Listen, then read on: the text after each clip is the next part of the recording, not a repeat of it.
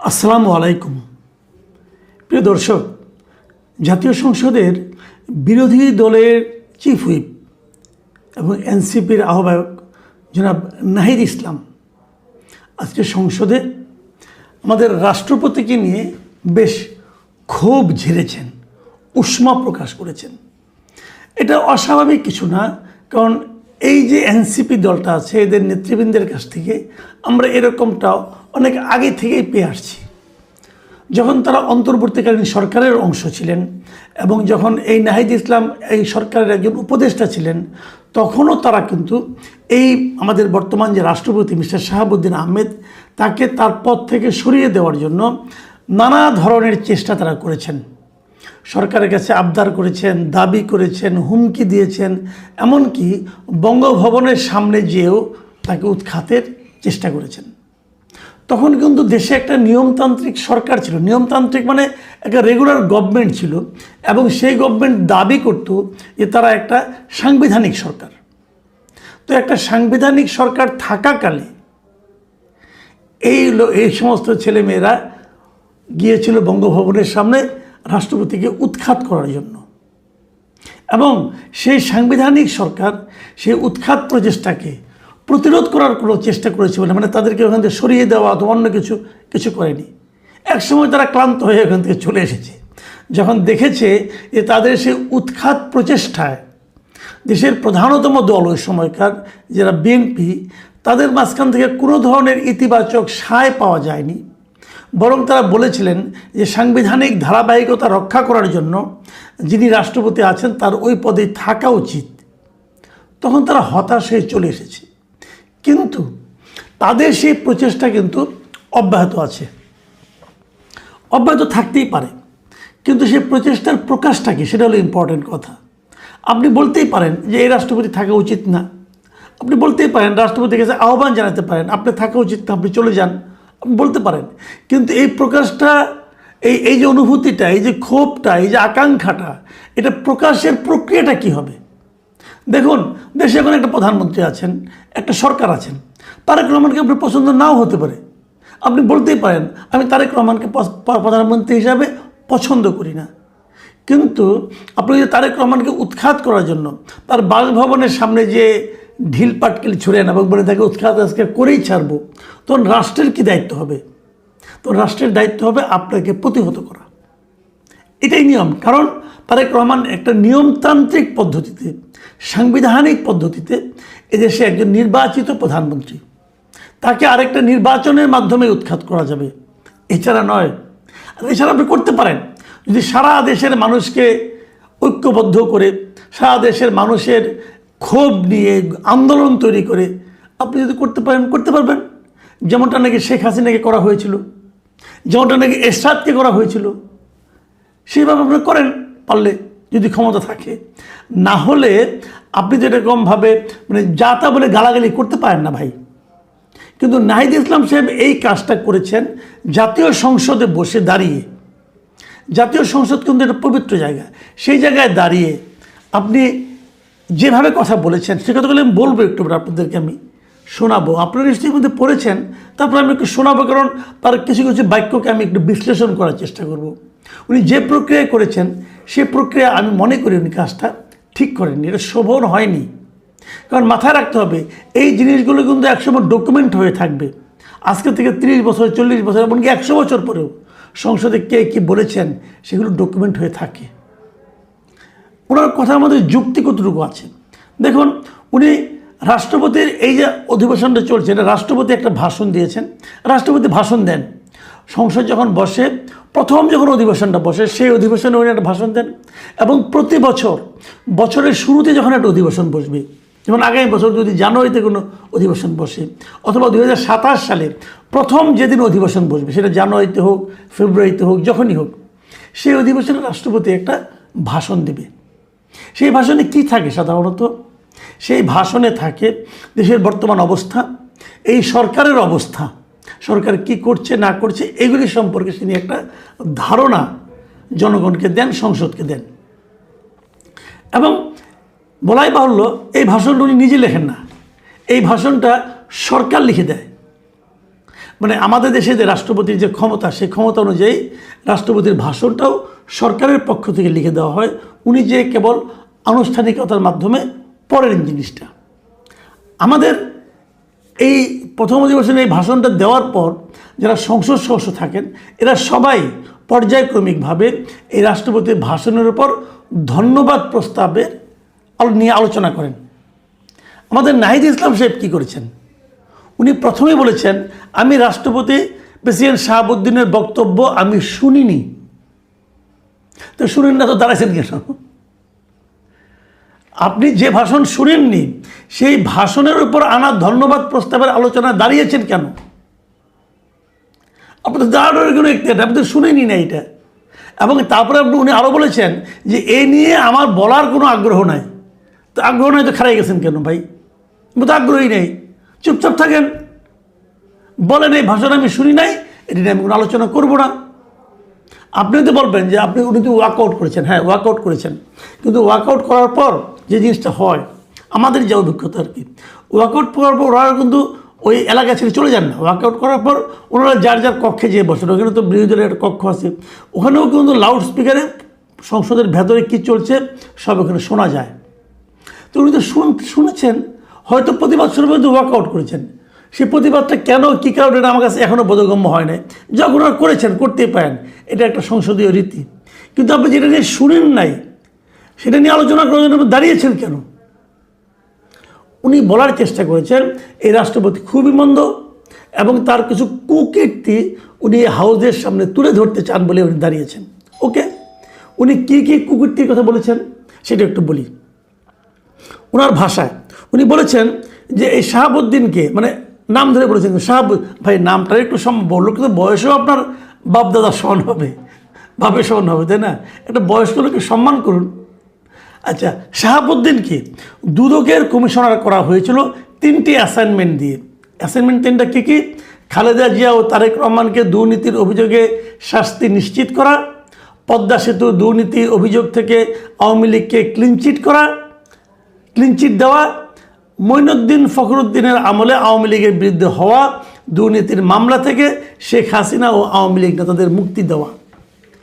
এই 3টা কাজ শাহাবুদ্দিন সাহেব করেছেন। এই 3টা কাজের সঙ্গে আর কেউ জড়িত ছিলেন না। পুরো দায় আপনি শাহাবুদ্দিন আহমেদকে দিয়ে দিলেন। শাহাবুদ্দিন আহমেদকে পুরো কাজগুলো করার মতো অবস্থানে তখন ছিলেন। দুদকের পরিচালকের হাতে কতটুকু ক্ষমতা থাকে? দুদকের একজন চেয়ারম্যানও তো থাকে, একজন চেয়ারম্যান থেকে আরও বেশ কয়েকজন পরিচালক থাকে। উনি এককভাবে ক্ষমতা অধিকারী ছিলেন, ধরলাম ছিলেন। যদি অন্যায় হয়ে থাকে ওনার বিচার করবেন, আপনি ওনার বিরুদ্ধে মামলা করবেন। কিন্তু সমস্যা হলো উনি যতক্ষণ প্রেসিডেন্ট থাকবেন তখন তো মামলা করতে পারবেন না। ঠিক আছে, প্রেসিডেন্ট পদে চলে যাওয়ার পর মামলা হবে, কিন্তু এই ধরনের অপরাধ আপনি আর যেগুলো আপনি বলেছেন তো আপনার অভিযোগ একটাও তো প্রমাণিত না। ওনাকে যে এই 3টা অ্যাসাইনমেন্ট দেওয়া হয়েছিল আপনি কোথায় শুনছেন? কোনো প্রমাণ আছে আপনার কাছে? নাই তো। এরকম অভিযোগ তো আপনার যে নেতা তাদের বিরুদ্ধেও আছে, আপনার বিরুদ্ধেও আছে। যে ডক্টর ইউনূসের সঙ্গে আপনি ছিলেন, ডক্টর ইউনূসের বিরুদ্ধেও আছে। তাহলে ডক্টর ইউনূস যখন প্রধান উপদেষ্টা হন তখন তো তিনি অলরেডি কনভিক্টেড, এবং সেই মামলা, যে মামলা তার বিরুদ্ধে কনভিকশন হয়েছে, উনি সেই মামলার ক্ষতি, মানে যে সাজা হয়েছিল উনি সাজা উনি দিয়েও দিয়েছেন। মানে জেল কাটেন নাই, যে ক্ষতিপূরণ ওনার কাছে চাওয়া হয়েছিল উনি সেটা দিয়েও দিয়েছেন। তার মানে উনি নিজের অপরাধ স্বীকার করেছেন। তখন তো আপনার কোনো ঝামেলা হয় নাই ভাই। দেখুন, একটা কথা বলি, এবং আমি আরেকটা কথা বলি। উনি আরেকটা বলেছেন কি, আমাদের দুর্ভাগ্য এই দুর্নীতিবাজ, মিথ্যুক, অপদার্থ এখনও বাংলাদেশের প্রেসিডেন্ট। একটা প্রেসিডেন্টকে আপনি এই ভাষায় বলতে পারেন না। উনি মিথ্যুক কীভাবে, অপদার্থ কীভাবে প্রমাণ করেন তো? আপনি করেন। আপনি যদি হয়, অনেক সময় মিথ্যুক এবং অপদার্থরা সবাইকে তাই মনে করে, এটা এক সময় হয়, কিন্তু আপনি এভাবে যে বললেন কথাটা, একটা কথা মাথায় রাখবেন ভাই, রাষ্ট্রপতি কেবল একজন ব্যক্তি না, রাষ্ট্রপতি একটা প্রতিষ্ঠান, এটা ইনস্টিটিউশন। এটা সব দেশে এভাবে মানা হয়। যে সমস্ত দেশগুলো পার্লামেন্টারি সিস্টেমে চলে সেখানে রাষ্ট্রপতিকে একটা ইনস্টিটিউশন হিসেবে মানা হয়। ভারতের কথা ভাবেন, উদাহরণ দিয়ে বলি, ভারতে 2014 সালে যখন বিজেপি ক্ষমতায় আসলো, তখন কংগ্রেসকে হারিয়ে তো আসলো। তখন কংগ্রেস কর্তৃক নির্বাচিত রাষ্ট্রপতি ছিলেন প্রণব মুখার্জি। তখনও প্রণব মুখার্জির মেয়াদ আরও কয়েক বছর বাকি ছিল। বিজেপি কিন্তু প্রণব মুখার্জিকে সরিয়ে দেয়নি। প্রণব মুখার্জি ওনার পুরো মেয়াদ শেষ করে তারপরে নেমেছেন। এবং তখন কিন্তু প্রণব মুখার্জি কংগ্রেসের হয়ে আন্দোলন করেন নাই, কারণ বাংলাদেশে এবং পৃথিবীর সব দেশেই মানে এই সমস্ত আপনার পার্লামেন্টারি সিস্টেম গণতন্ত্রে রাষ্ট্রপতি একজন নির্দলীয় লোক, যে কারণে রাষ্ট্রপতি হওয়ার আগে ওনাকে সকল দলের সঙ্গে তার সম্পর্ক ছেদ করে আসতে হয়। এবং আমাদের এই রাষ্ট্রপতিও কিন্তু উনি আগে আওয়ামী লীগের সঙ্গে ছিলেন, উনি আওয়ামী লীগের সঙ্গে সম্পর্কে ছেদ করে এসেছেন। এবং আগামীতে যখন বিএনপি কোনো রাষ্ট্রপতি নির্বাচন করবেন তখন বিএনপি কিন্তু একই কাজ করবেন। হয়তো উনি ওনার দলের কোনো সিনিয়র লিডারকে রাষ্ট্রপতি বানাতে চাইবেন, কিন্তু ওই সিনিয়র লিডার কিন্তু রাষ্ট্রপতি ইলেকশন করার আগ মুহূর্তে, নমিনেশন সাবমিট করার আগ মুহূর্তে ওনার দল থেকে পদত্যাগ করে নমিনেশন সাবমিট করতে হবে। এটাই নিয়ম। এখন তারও বিরুদ্ধে কোনো অভিযোগ থাকতে পারে, এখন তার অভিযোগ থাকলে সেটা নিয়ে আপনি এবার আলোচনা করবেন। একটা লোককে তো আপনাকে ছাড় দিতে হবে ভাই। দেখেন রাষ্ট্রপতি কে, আমি একটু বলে শেষ করি। বাংলাদেশে যে সংবিধান আছে এখন পর্যন্ত, যেহেতু নতুন সংবিধান এখন হয়নি, সংবিধান সংশোধিত হয়নি, পরিবর্তনও হয়নি, কাজে আমরা ওই সংবিধানটাই মানব। এবং আগের যে ইউনূস সরকার তারাও এই সংবিধানটাকে মেনেছেন বলে দাবি করেছেন, বাট মানেন নেই, আসলে অনেক ফাঁকি ঝুঁকি মারছেন। যাও, সে আলোচনা যাচ্ছি না। আমাদের এই সংবিধানের 48-এর 2 অনুচ্ছেদে কী বলা হয়েছে? বলা হয়েছে রাষ্ট্রপ্রধান রূপে রাষ্ট্রপতি রাষ্ট্রের অন্য সকল ব্যক্তির ঊর্ধ্বে স্থান লাভ করিবেন। মানে উনি কিন্তু নাহিদ ইসলামের লেভেলের লোক না রে ভাই, উনি সকল এই দেশে যত লোক আছে সকলের উপরে ওনার স্থান। আপনি সকলের উপরে যার স্থান, তাকে আপনি গালাগাল করছেন নিচে বসে বসে। এটা একমাত্র মূর্খ, উন্মাদ অথবা শিশুরাই করতে পারে। আপনি শিশুরও আমি বুঝতে পারছি, বাকি দুটো নিয়ে আমার কোনো প্রশ্ন নাই, কারণ আমি জানি না আপনি কোনটা। এছাড়া করা সম্ভব না। আচ্ছা ঠিক আছে, আপনি দাবি করছেন রাষ্ট্রপতিকে সরাই দিতে হবে, দেন সরাইয়া কোন আইনে দিবেন? রাষ্ট্রপতিকে অভিশংসনের একটা নিয়ম আছে, সেই নিয়মটা কি সেটাও সংবিধানে লেখা আছে। যদি রাষ্ট্রপতি সংবিধান লঙ্ঘন করেন অথবা গুরুতর কোনো অসদাচরণ করেন, এরকম অভিযোগ থাকলে তাকে অভিশংসিত করা যাবে। কিন্তু সেজন্য কি করতে হবে? 151 জন সদস্যের স্বাক্ষরে, 151 কিংবা তার চেয়ে বেশি স্বাক্ষরে অভিযোগটাকে লিপিবদ্ধ করতে হবে, করে সেটা স্পিকারের কাছে দিতে হবে। স্পিকার সেটা বিচার বিশ্লেষণ করবে, করে 14 দিন পরে এবং 30 দিনের আগে, এই সময়ের মধ্যে উনি এটা নিয়ে আলোচনা করবে সংসদে। আলোচনা করার পর ভোট হবে এবং সেই ভোটে 2/3 লোকের সাপোর্ট লাগবে, তারপর উনি অভিশংসিত হবেন। তো আপনি প্রস্তাব আনেন না ভাই। আপনি যদি মনে করেন যে এই ঘটনা লোকটা খারাপ, ওকে ফাইন, আপনি এই প্রস্তাবটা আনেন। হ্যাঁ, আপনার আনতে গেলেও তো 151 জন লাগে মিনিমাম, সমস্যা নাই। আপনারা তো 77 জন আছেন তো। তারপরে আর আপনি ওই 84 জনের সাক্ষ্য নিয়ে আসেন। 84 জন এমপিকে আপনি বলেন, বিএনপির এমপি অথবা অন্য কোনো দলের এমপি, ওদেরকে আপনি বলেন, ভাই আমরা তো এরকম রাষ্ট্রপতিকে অভিশংসিত করতে চাই, এই কারণে দেখেন এই তথ্য প্রমাণ আছে, আপনার কাছে বিচার করেন। আনেন না, সমস্যাটা কি? আনলে তো প্রস্তাবটা উঠবে, ওই ক্ষমতা আছে, দেখান। কিন্তু আপনি তা করবেন না, আপনি মেঠো বক্তৃতা করবেন সংসদে বসে। ভাই এই জন্য তো আপনাকে সংসদে পাঠানো হয় নাই। সংসদে 5টা মিনিট কথা বললে যে পরিমাণ খরচ হয়, সেই খরচ করে ইখতিয়ার তো আপনার নাই এইভাবে অপচয় করার। তো এইগুলি কেন? রাষ্ট্রপতিকে আপনি আরেকটা কারণে অপসারণ করতে পারেন, যদি তার শারীরিক বা মানসিক অসামর্থ্য প্রমাণিত হয়। আবার সেই অভিযোগ কেন তুললেই হবে না, সেই অভিযোগ তুলতে হবে। তুললে পরে স্পিকার করবে কি, একটা মেডিকেল বোর্ড গঠন করবে। সেই মেডিকেল বোর্ডে রাষ্ট্রপতিকে আসতে বলবে, আপনি এখানে আসেন। মেডিকেল বোর্ড ওনাকে পরীক্ষা নিরীক্ষা করবে, করে যদি মনে করে যে উনি শারীরিক বা মানসিকভাবে অসামর্থ্য, কেবল তাহলেই এটাকে উনি আলোচনা করবেন এবং সংসদে তুলবেন। সংসদে তখন যদি 2/3 ভোট হয়, তখন উনি ওনার বিরুদ্ধে যায়, তখন উনি অপসারিত বলে বিবেচিত হবেন। ভাই এত সহজ না রে ভাই, এটা কি ওই পাইছেন নাকি, রাজু পাইছেন, রাজু চত্বর পাইছেন?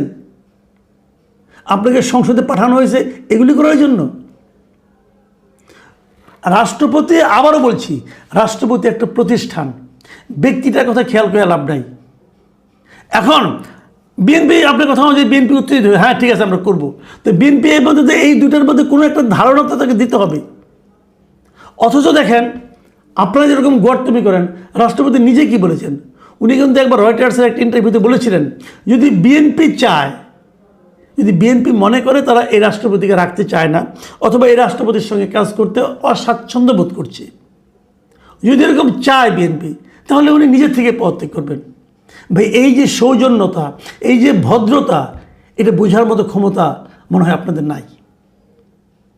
চিৎকার চেঁচামেচি করে কাজ হয় না। একটা সিস্টেমে দেশ চলে, সংবিধান অনুযায়ী দেশ চলে, একটা নিয়মে চলে। আপনার ওই চিৎকার চেঁচামেচিতে দেশ চলবে না। আমার কথাগুলো তো রুড হয়ে যাচ্ছে, কিন্তু এটাই বাস্তবতা। হতে পারে আপনি বলবেন যে না এটা আমার রাজনীতি, হ্যাঁ তাও হতে পারে, হয়তো এটাই আপনার রাজনীতি, এটাই আপনি অস্বাচ্ছন্দ্য বোধ করেন আপনি, এতে হতে পারে। কিন্তু এই রাষ্ট্রপতি যখন নাকি আপনার শপথ নিতে হয়, তখন কিন্তু এই রাষ্ট্রপতির কাছে শপথ নিতে আপনার কোনো আপত্তি ছিল না। বন্ধু উপদেষ্টা হয়েছিলেন এই রাষ্ট্রপতির আন্ডারে, এই রাষ্ট্রপতির কাছে শপথ নিয়েছিলেন, নেন নাই? তখন বলতে পারতেন ওনার কাছে আমি শপথ নেব না, তা বলতে পারতেন না। কারণ ওটা বললে ওই উপদেষ্টার নরম চেয়ারটা পেতেন না। আমি ওনাদেরকে বলি, এনসিপির লিডারদেরকে বলি, ভাই জীবনে কি হতে চেয়েছিলেন জানি না, কিন্তু কোনোদিন মন্ত্রী হবেন, মানে উপদেষ্টা হবেন, অথবা এত দ্রুত এমপি হয়ে যাবেন, এই চিন্তাও আপনারা করেন নাই। একটা সময়, একটা স্রোত আপনাদেরকে এনে দিয়েছে, যা দিয়েছে সেটাকে সদ্ব্যবহার করার চেষ্টা করুন। অপব্যবহার করে মানুষের কাছে নিজের অবস্থানটাকে দুর্বল করে দিয়েন না। প্রিয় দর্শক, এখন এই পর্যন্তই। আল্লাহ হাফেজ।